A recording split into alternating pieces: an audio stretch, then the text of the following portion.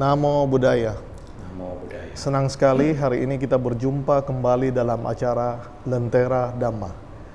Saya, Frankie Fongso, akan memandu acara ini hingga 30 menit ke depan. Dan saat ini saya tidak sendiri, saya telah ditemani oleh Romo Oscar Niora. Namo Buddhaya, Romo. Sehat Namo selalu. Buddhaya. Sehat Pak Frankie. Terima kasih. Baik, Romo. Berkaitan dengan acara Lentera Dhamma pada hari ini, Romo akan membawa materi dengan judul Mengenal Ajaran Sang Buddha dengan Baik. Iya, benar. Barangkali Romo bisa memberikan sedikit pandangan kepada para pemirsa apa yang ingin Romo sampaikan. Silakan. Baik. Waktu dan tempat. Terima kasih banyak atas kesempatan yang diberikan. Namo Buddhaya. Namo Buddhaya, Romo. Namo tassa bhagavato arahato samma sambuddhassa. Namo tassa bhagavato arahato samma sambuddhassa. Namo tassa bhagavato arahato samma sambuddhassa. Baiklah para pemirsa Televisi Republik Indonesia di Makassar dan sekitarnya, hari ini pada acara Lentera Dhamma saya ditemani oleh Saudara Frankie untuk berbincang-bincang mengenai ajaran Buddha. Tema kita kali ini adalah mengenal ajaran Buddha dengan baik. Saudara-saudara sedama, ada hal yang terpenting dalam tema ini. Yang pertama adalah Buddha sendiri, dan kedua, ajaran Buddha sendiri itu seperti apa. Baik, jadi yang pertama kita kenal bahwa Buddha adalah satu gelar. Nah, pada kehidupan saat ini, yang mencapai tingkat kebudayaan adalah kita tahu adalah Pangeran Siddhartha Gautama. Dengan usaha yang tekun luar biasa dan paramita yang sangat besar, sehingga usaha beliau itu kita katakan telah mencapai kesempurnaan. Oleh sebab itulah beliau mendapat gelar Buddha. Siap, Romo. Ya. Nah, kemudian apa yang beliau dapatkan dari paramita-paramita dan pencapaian penerangan sempurna itu, itulah yang Sang Buddha ajarkan kepada kita sampai hari ini, yang kita kenal dengan Dhamma. Iya, Romo. Apa itu Dhamma, Romo? Dhamma itu adalah ajaran yang diajarkan oleh Sang Buddha. Dhamma itu adalah fenomena-fenomena hukum alam yang karena usaha dari Sang Buddha sendiri melihat fenomena-fenomena ini dan mengajarkannya kepada kita sampai saat ini. Itulah yang kita sebut sebagai Dhamma. Dan biasa juga karena diajarkan oleh Sang Buddha, maka kita sebut sebagai Buddha Dhamma. Biasa juga kita sebut seperti itu. Apa isinya yang diajarkan Sang Buddha, Romo? Nah, perlu saya sampaikan di sini bahwa ajaran Buddha ini sudah bertahan kurang lebih 2.600 tahun. Baik, Romo. Nah, dia bisa eksis bertahan sampai hari ini karena mempunyai sifat yang luar biasa. Nah, sifat yang luar biasa itu adalah Wija Carana Sampajano. Wija itu pengetahuan yang sempurna. Carana itu adalah perilaku yang sempurna. Dan Sampajano adalah kesempurnaan itu sendiri.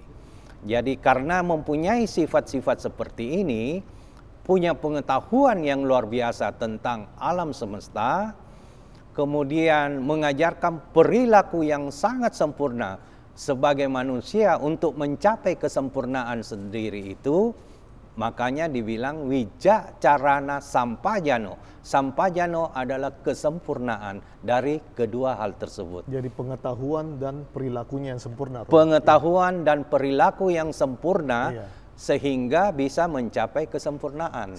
Nah, itulah yang sifat.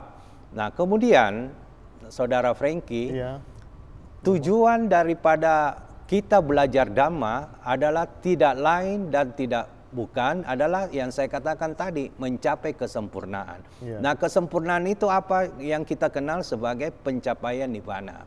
Artinya setiap manusia arahnya ke sana, Romo. Setiap manusia mengarahnya ke sana. Apa kelebihan agama Buddha dari apa yang diajarkan selama ini? Bahwa bukan Pangeran Siddhartha aja yang bisa jadi Buddha. Semua orang Punya yang potensi. punya potensi dan punya kesempatan untuk menjadi Buddha. Nah, Pangeran Siddhartha dalam hal ini Sang Buddha sendiri mengajarkan hal-hal yang menuju ke sana, bahwa Anda pun bisa jadi Buddha. Seperti apa itu, Romo? Inilah yang akan kita bahas, Saudara Franky. Bahwa setiap orang bisa menjadi Buddha. Bukan Pangeran Siddhartha aja yang bisa menjadi Buddha. Termasuk Romo dan saya. Termasuk. Orang bilang insya Buddha. Iya. Semoga kita semua bisa mencapai nibbana. Karena tujuan daripada hidup kita ini tidak lain dan tidak bukan adalah mencapai tujuan itu. Iya. Tapi untuk mencapai ke sana tentu ada proses. Ada proses. Betul. Nah, sama juga kita mau misalnya pandai menjalankan mobil, tentu ada prosesnya dulu. Iya. Kita belajar berjalan, kita belajar mungkin naik motor dulu, kemudian bisa menjalankan mobil. Demikian juga dengan belajar agama ini. Tidak serta-merta kita sudah jadi dewa. Ada stepnya ya? Ada stepnya, Pak Franky. Ada step, ada tingkatan. Nah, tingkatan yang pertama yang Sang Buddha anjurkan ke kita untuk belajar sampai ke tingkat tersebut, yang paling awal adalah Sang Buddha mengajarkan untuk belajar melepas. Yang pertama, seperti apa melepas yang awal ini? Melepas itu dengan cara berdana. Kita diajar dulu. Ayo kita belajar. Coba hari ini kita belajar berdana misalnya Rp1.000. Yang kecil-kecil dulu. Yang kecil-kecil dulu. Tidak langsung, Pak Franky bisa ya bantu dana ini 1 juta, pasti Pak Franky, wah 1 juta. Orang Makassar bilang tak bangka, kaget. Nah, kita belajar dulu dari 1.000, kemudian mungkin bertahap 50.000, 100 dan bertingkat. Akhirnya mungkin nanti diajak untuk membangun wihara, membangun rumah sakit, membangun sekolah, itu sudah biasa. Karena apa? Kita sudah belajar untuk melepas dari yang kecil. Melepas dari yang kecil. Betul, Karena sudah menjadi kebiasaan, habitual. Itu sudah bukan hal yang berat bagi kita. Nah, itu tingkat dasar dari awal. Jadi saya membeli ilustrasi begini, Pak Franky. Iya, siap. Misalnya Sang Buddha selalu mengatakan bahwa kalau Anda ingin berdana itu harus ikhlas. Jangan ada saya berdana ini ada embel-embel. Ada embel-embel, harus ikhlas. Nah, ilustrasinya begini. Kita kan biasa sudah belajar matematika. Betul. Misalnya begini, Pak Franky. Saya berdana satu bagian. Kemudian minta Sang Buddha, ini saya sudah berdana, Sang Buddha tolong kasih saya 2. Yang dikasih satu. Yang dikasih 1, dia minta 2. Nah, dapatnya berapa? 1/2. Setengah, Pak Franky. Nah, logikanya, kenapa dia bisa dapat setengah? Karena waktu dia berdana tidak ikhlas. Ada keserakahan di sana. Betul. Bahwa saya kasih 1, saya mau dapat 2. Timbul rasa serakah. Keserakahan inilah yang membuat karma buruk, karma baiknya. Merusak atau mengurangi karma baiknya. Betul. Satu lagi, misalnya dia berdana 1 bagian, terus dia sudahlah, saya juga mengharap 1 bagian juga. 1/1 tetap dapat 1. Nah, jadi dia karena masih mengharap juga mendapat tidak ikhlas, dia cuma dapat 1. Nah, tapi masih lebih baik dari yang tadi. Masih lebih baik dari 1/2. Nah, yang paling bagus adalah tidak mengharapkan sesuatu daripada di apa yang dia sudah berikan. 1/0. Nah, dalam matematika unlimited, tak terhingga. Itulah yang Sang Buddha ajarkan, bahwa kalau Anda ingin memberikan, tidak usah mengharapkan apa yang akan menjadi imbalannya. Karena karma baik itu akan mencari tuannya sendiri. Tanpa Anda memohon, tanpa Anda minta, dia akan cari tuannya. Itulah hukum karma, bahwa Anda berbuat baik, Anda menanam jagung, hasilnya juga jagung. Tanam mangga, hasilnya mangga. Kabur tua ya? Kabur tua. Ya, hukum karma bagi kita umat Buddha ya. Nah, itulah yang Sang Buddha maksudkan di tahap awal, Anda harus belajar melepas, Anda harus belajar berdana. Nah, kemudian yang kedua berapa? Tahap yang lebih tinggi, Pak Frankie, apa? Adalah sila. Nah, Anda bisa berdana tapi Anda tidak menjalankan sila, itu masih kurang untuk pencapaian kesempurnaan belum itu lengkap, ya? belum lengkap, masih jauh. Ya. Nah, sila dalam agama Buddha, kita sebagai perumah tangga kita kenal sebagai Pancasila, iya. yaitu melatih diri untuk tidak melakukan pembunuhan makhluk hidup, melatih diri untuk tidak mengambil barang yang tidak diberikan, melatih diri untuk tidak berzina, betul.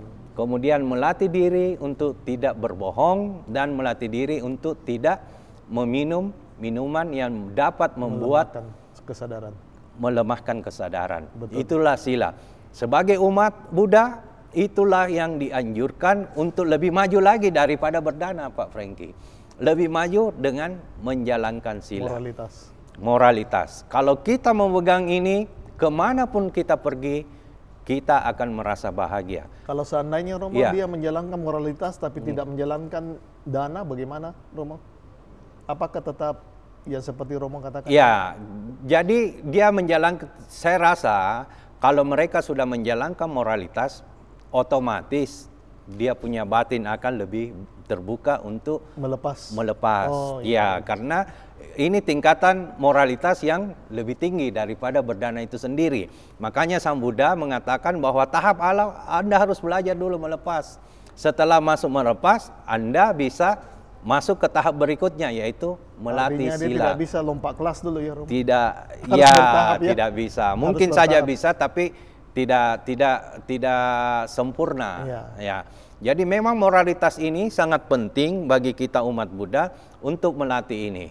Sang Buddha melengkapi paraminya, melengkapi sila-silanya itu dari berapa puluh kehidupan, berapa juta kehidupan dengan memegang ini.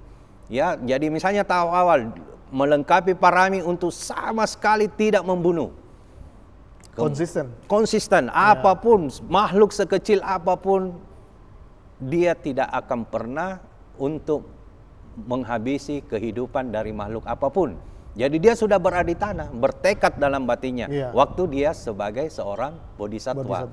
Calon Buddha, dia beraditana, saya tidak akan membunuh. Nah, berapa kehidupannya, paraminya itu dia lengkapi terus sampai benar-benar sempurna parami itu. Kemudian tidak akan mencuri, tidak akan, nah itu dia lengkapi sekian banyak kehidupan sehingga dia menjadi seorang Buddha. Demikian pula kita. Kalau kita sekarang sebagai umat biasa, ya mungkin saja bolong-bolong, Pak Frankie. Ya oke lah, misalnya tidak membunuh, tapi yang susah berbohong. Ucapannya ya, Pak Frankie, itu sulit itu yang agak susah. Apalagi kita pedagang, ini saya punya barang bagus, kualitas A bagus, padahal buatan Cina yang kualitas D misalnya, kita berbohong. Nah, itulah yang dianjurkan oleh Sang Buddha sendiri, bahwa lengkapilah parami dalam setiap kehidupan. Jadi awal berdana, kemudian melengkapi sila. Nah, tahap berikutnya, yang ketiga yang lebih harus kita laksanakan adalah dengan sila samadhi. Nah, samadhi ini samadhi ya. Samadhi ini adalah bagaimana kekotoran itu sila tadi untuk mengikis kekotoran batin yang kasar. Lobanya kita ya? Iya, kekotoran batin yang kasar-kasar ya. Tetapi yang halus di dalam pikiran, di dalam batin kita itu tidak bisa dengan sila saja, harus dengan meditasi. Nah, meditasi ini kan sangat penting bagi seorang umat Buddha. Kita biasa sering mengabaikan, Pak Frankie, bahwa sumber utama daripada kita punya kekotoran batin itu ada di dalam batin kita. Nah, sila samadhi itu yang di luar. Tapi untuk pembersihan ke dalam, tidak ada jalan lain, harus dengan meditasi. Berapa lama itu Romo belajarnya sampai bisa betul-betul bersih? Kalau seperti kan mandi kan gampang dilihat, tidak ada midaki Romo. Sama Pak Frankie. Jadi meditasi ini tidak serta-merta. Jadi hari ini misalnya, oke lah, saya meditasi 10 menit. 10 menit. Mungkin seminggu 10 menit. Oh, bertahap juga Romo? Bertahap, tidak serta-merta. Kemudian naik 15 menit sampai yang paling bagus kalau kita bisa dalam sehari sudah bisa di 1 jam Romo. Nah, di 1 jam kalau Anda belajar. Jadi harus rutin ya? Harus rutin, karena begitu Anda putus, Anda ulang dari nol lagi? Dari nol lagi, bukan dari nol, susah lagi. Iya, karena apa yang paling susah dalam meditasi adalah mengendalikan pikiran. Ya. Jadi di antara semua yang paling susah itu pikiran. Kalau misalnya ucapan, saya mau mengucapkan, ada Pak Franky di samping saya masih bisa, tunggu, tidak bisa begini kan. Tapi pikiran Pak Franky susah, tidak ada yang tahu. Saya mau berpikir apa, berpikir kejam, saya mau bunuh orang, saya mau mencuri, tidak ada yang tahu. Nah, jadi yang paling kejam di sini adalah memang pikiran. Nah, pikiran bisa kita kontrol, bisa kita tekan hanya dengan meditasi. Nah, jadi orang yang sering melaksanakan meditasi, artinya begini, seperti air, kalau dia keluar itu jernih, hasilnya juga jernih. Dia di ucapan, perbuatan pasti bagus, Pak Franky. Karena apa? Di dalamnya sudah bersih, batinnya sudah bersih. Dengan melatih meditasi. Tapi kalau tidak, pasti ucapannya berantakan, kelakuannya berantakan. Nah, itulah sebagai umat Buddha sangat-sangat dianjurkan untuk melatih meditasi. Baik Romo. Iya. Tadi kan Romo singgung, saya tanya Romo mengenai intensitasnya. Berapa lama orang harus meditasi. Tadi Romo sampaikan bertahap kan. Mulai dari 10 menit, naik jadi 20 menit, dan seterusnya. Artinya semakin lama itu harusnya lebih bagus. Nah, yang jadi pertanyaan saya, Romo, kadang-kadang di luaran itu kan banyak sekali itu metode-metode meditasi. Nah, menurut Romo, meditasi yang baik dan benar menurut Sang Buddha itu seperti bagaimana? Supaya pemirsa bisa tahu bahwa inilah meditasi yang baik dan benar. Nah, meditasi yang baik banyak diajarkan oleh kita. Sebagai tahap pemula, sebaiknya itu kita bermeditasi mengembangkan cinta kasih. Metta ya? Metta. Nah, setelah itu anapanasati, pernapasan. Ya. Nah, itu dulu. Kalau kita sudah dalam meditasi itu, pengembangan metta kita, cinta kasih kita itu sudah bagus kepada anak kita, istri kita, tetangga kita, sahabat kita, pun kepada musuh kita. Spesifik lagi, lebih rinci sedikit, supaya pemirsa tahu kan ada metta, ada anapanasati. Metodenya barangkali Romo sedikit saja dikupas. Kalau metode misalnya metta karuna, itu pengembangan cinta kasih. Betul. Kan. Semoga semua makhluk hidup berbahagia. Jadi itu kita pegang pada saat kita meditasi, itu terus yang kita ulang-ulang. Semoga semua makhluk berbahagia. Semoga keluarga saya berbahagia. Semoga teman-teman saya berbahagia. Jadi sambil duduk itu yang ditutup, Romo, kita renungkan, diucapkan ulang-ulang. Ada datang gangguan, tetap kembali lagi. Tetap kembali. Semoga ini begitu loh. Nah, sama dengan metode anapanasati, pernafasan. Begitu. Jadi konsentrasi ke nafas. Jadi di ujung hidung tuh kita rasakan napas keluar masuk di hidung. Bisa juga napas naik turun di perut. Itu bisa. Jadi metode anapanasati ini bisa seperti itu, bisa di hidung, bisa di perut. Ya, itu memang susah. Jadi yang lazim itu melalui hidung ya. Yang lazim tergantung. Jadi dia senangnya seperti apa? Jadi meditasi itu tergantung daripada diri sendiri. Dia cocoknya seperti apa? Dia cocoknya seperti apa? Kalau dia merasa cocok di hidung, ya silahkan dilanjutkan. Kalau dia merasa di perut, nah ada satu lagi yang bagus, di batin. Di batin. Jadi bukan di pikiran, bukan di napas, tapi di batin. Masuk keluar, datang. Karena kalau di batin, kalau menurut saya, itu lebih kurang gangguannya. Misalnya ada gatal, tapi kalau di batin, nah di meditasi itu biasa kita tidak bisa membedakan ini betul gangguan fisik atau gangguan pikiran. Jadi Pak Franky, yang paling banyak terjadi itu karena gangguan pikiran dan batin kita yang masih kotor. Jadi kita merasa, gatal, gelisah apa? Bukan fisik yang gatal. bukan hidung yang orang ini yang suka berbohong, itu mulutnya selalu gatal kalau dia sudah masuk meditasi, Pak Franky. Benar loh. Iya. Iya. Kalau suka bohong, waktu dia meditasi itu kayak semut di sini selalu. Kalau ya ada lagi praktek meditasi ya sadari, oh mungkin selama saya ini jadi introspeksi ya. Introspeksi. Iya. Itu tanda alam, tanda tubuh memberikan kepada kita bahwa Sinyal ya. Anda suka bohong. Ya begitulah kira-kira. Nah itu jadi sila, samadhi, dan panya. Sila, samadhi. Berdana, sila, samadhi. Nah yang paling akhir ini adalah panya. Nah Sang Buddha mengatakan bahwa tanpa Anda berdana, tanpa Anda melaksanakan sila, tanpa Anda samadhi, maka panya, kebijaksanaan tidak akan tumbuh. Tidak akan pernah tumbuh. Luar biasa ya ajarannya. Ya, ini memang sangat luar biasa. Oleh sebab itulah sebagai umat Buddha, okelah Anda sering berdana, Anda menjalankan sila, tapi yang paling penting Anda harus melatih meditasi. Kalau Anda tidak bermeditasi, tidak nol itu kita punya ini. Tidak sempurna ya? Bukan sangat tidak sempurna, karena sebenarnya untuk membersihkan kekotoran-kekotoran batin yang paling utama, yang paling besar itu yang di dalam. Yang di dalam hanya dengan bermeditasi. Iya, kalau di luar gampang dikasih ya, di luar itu yang saya bilang tadi. Ada Pak Franky di sana. Masih bisa tahan-tahan, tapi kalau batin di dalam dia bermain, dia mau apa-apa nggak ada yang tahu. Nah itulah yang Sang Buddha mengatakan, Anda harus berlatih meditasi supaya kamu bisa tahu dirimu itu seperti apa kalau Anda berlatih meditasi. Nah kalau kita sudah tahu diri kita seperti apa, kita harus introspeksi untuk memperbaiki diri. Itulah kemajuan dalam menganut ajaran Buddha. Romo barangkali bisa sampaikan apa kira-kira faedah dari orang yang bisa melaksanakan 4 hal yang tadi Romo sampaikan. Nah, apa yang dia dapatkan gitu? Apa poinnya? Ya, yang paling utama adalah bisa merubah kehidupan kita pada saat ini juga.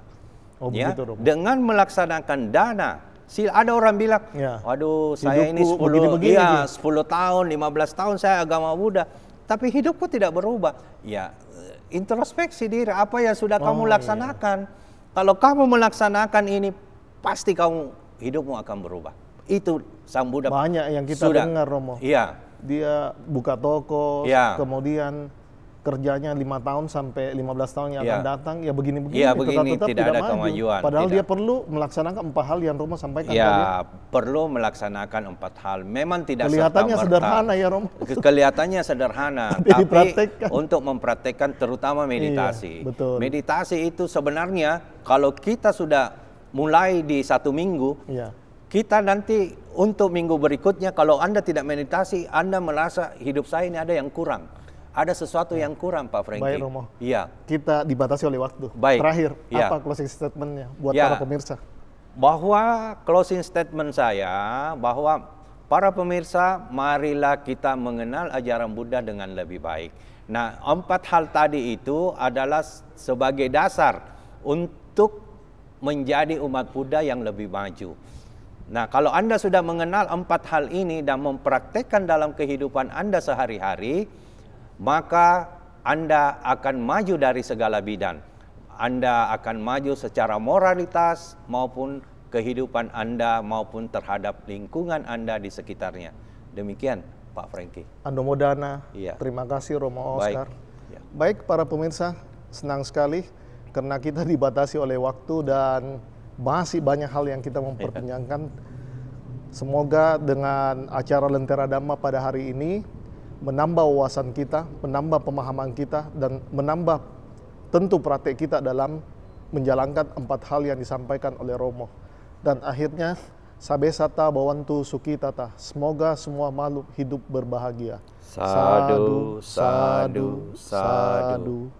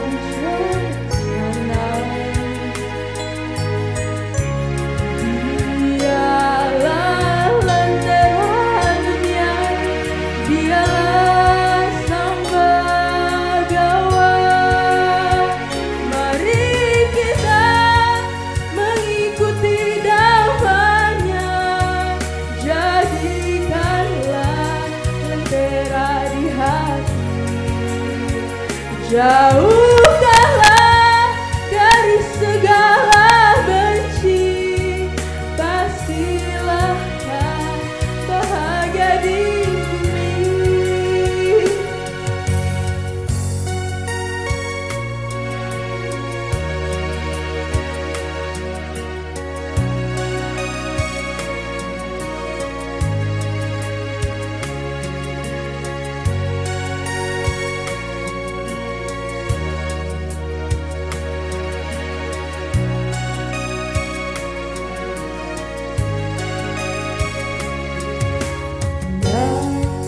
Maha suci, Dia Maha bijaksana, Dialah lentera dunia, Dialah sang pegawai. Mari kita mengikuti damanya, jadikanlah lentera di hati.